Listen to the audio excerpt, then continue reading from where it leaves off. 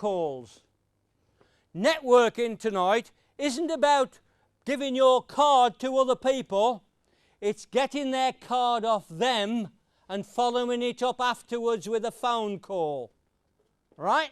That's what marketing. You could come in here with no business cards and come out successful if you've got some potential customers' cards off them. And that's why I came in with a statement originally, who I am, who I do it for, so the person knows immediately if they're talking to you or not, and what you do for them.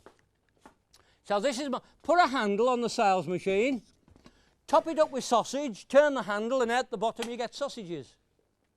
Get the idea? Top it up with sausage meat, out the bottom you get... And these are the sort of rough ratios that work for me. I also can send 20 out plus 20 phone calls and have the same result.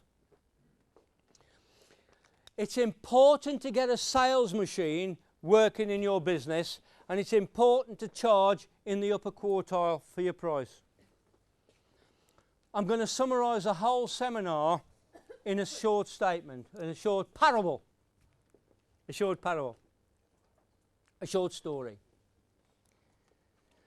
About 15 years ago, I reversed my wife's car into a concrete post.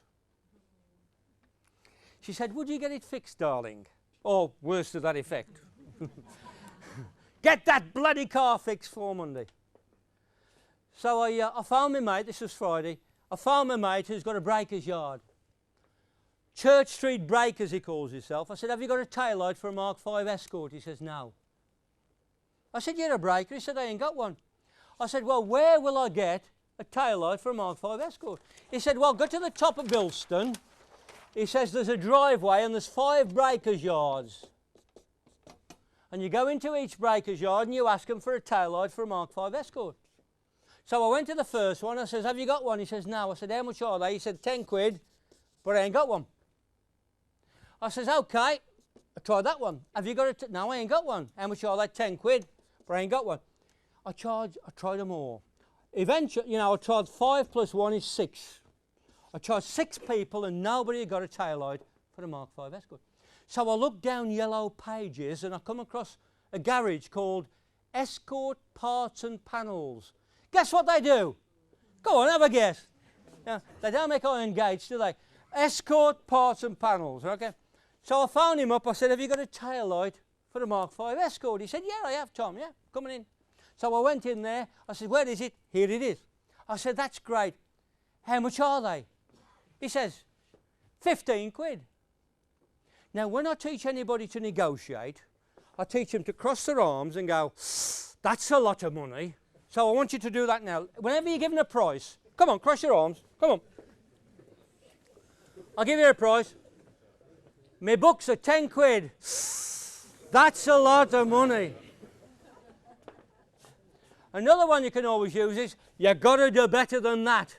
That's another one. All right. But they are 10 quid. That's a lot of money, but worth every penny.